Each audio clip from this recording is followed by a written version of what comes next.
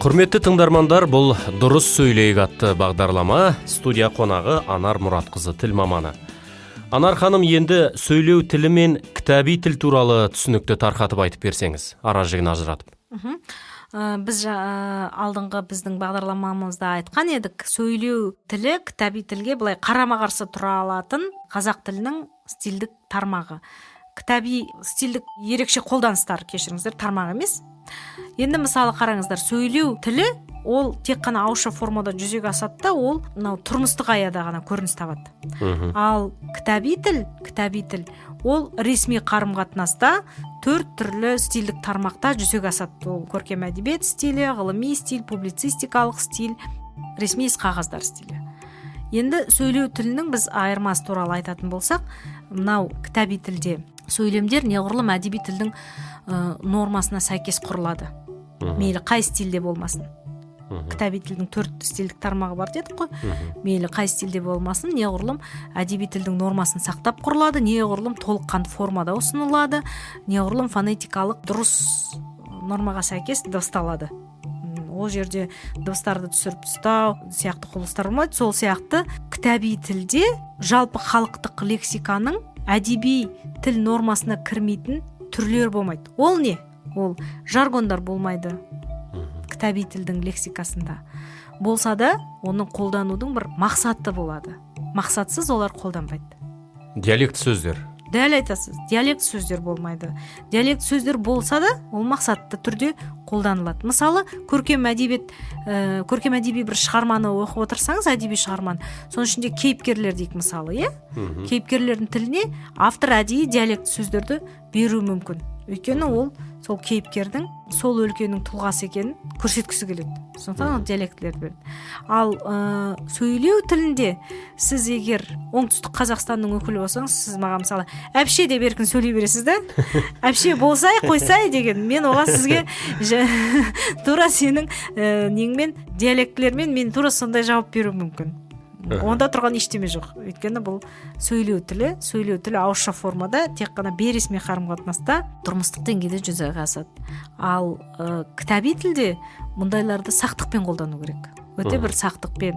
Сол сияқты мынау кәсіби, тек қана белгілі бір кәсіп иелерінің арасында ғана өздері атап ат қойып алған бір сөздер, ұғымдар, түсініктер болады. Мысалға, мынау бұрынғы кеңес кезінде ғылыми мекемелерде жұмыс істеген қызметкерлерді колхоз, совхоздарға, ауылға жұмыстарға апарады екен.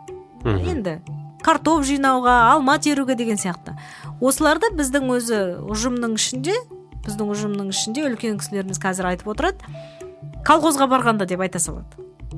Көрдіңіз бе мені? Колхозға барғанда дейді, мысалы, профессор кісі сөз сөйлеп тұрады да, сол жылдары колхозға барғанда осындай бір қызық оқиға болып еді дейді.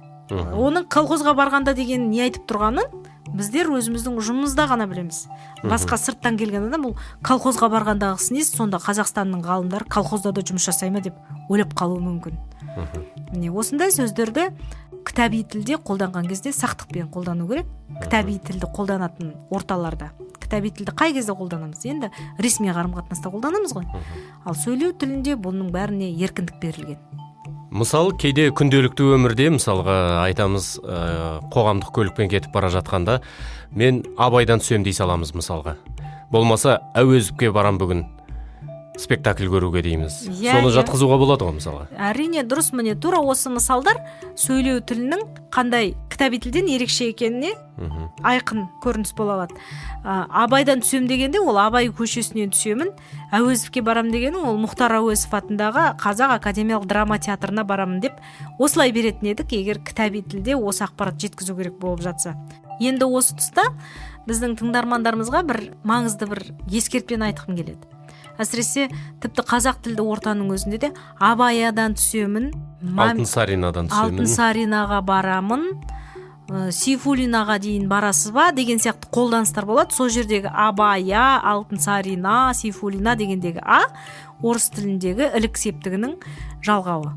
осы бұл да бір жағымсыз құбылыстар сөйлеу тілінде кездесіп жатады. Біз енді сөйлеу тілі соншалықты еркін десек те, бұнша дөрекі еркіндікке бармау керек. Бұл орыс тілінің әсерімен болған қате қолданыс. Осындайлардан сақ болайық. Абайдан түсемін, Сейфуллинге барамын, Алтынсаринге жеткізіңіз деген сияқты дұрыс қазақша айтып қолдану керек. Түсінікті. Көп рахмет, Анар ханым. Вики білім қоғамдық қоры.